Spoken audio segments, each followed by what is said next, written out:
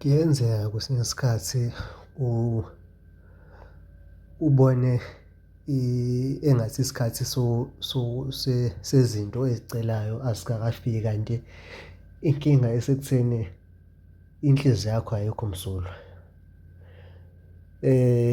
Ngicathi neBhayibheli lamaHeberu noma ngingaqondile ukushumayela kukhona la elikhuluma khona ngento ecishe ifane naleyo or into ecishe ifane nokuthi he who has clean hands and a pure heart will ascend the hill of the Lord or will get blessings from the Lord.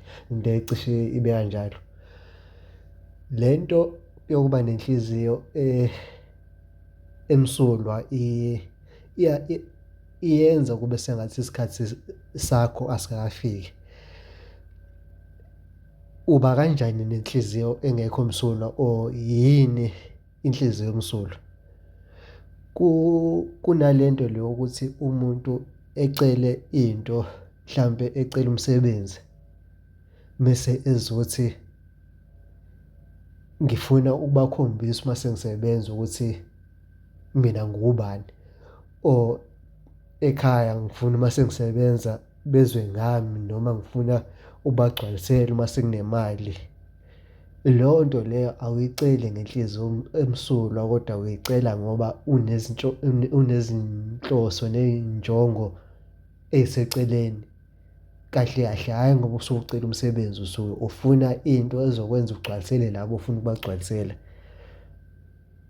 Mese wena ubona engathi unebhadi umsebenzi awuwutholi kanti inkinga isenhlizweni yakho ekutheni ayikho msulwa. Awuceli ngenhliziyo emsulwa, ucela nge-ego.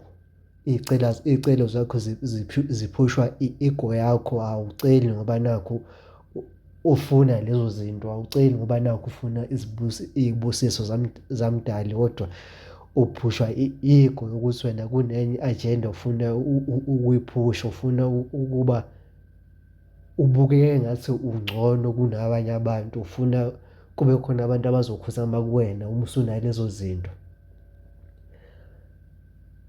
Kusamele sike sabantu siyigade leyo nto ukuthi izinto esiy'celayo siy'cela ngoba siy'cela ngenhliziyo emsulwa noma siy'cela ngoba siphushwa i-ego yethu. Kukhona izinto esifuna ukuyi-achieve-a uma sizitholile lezo zinto lezo.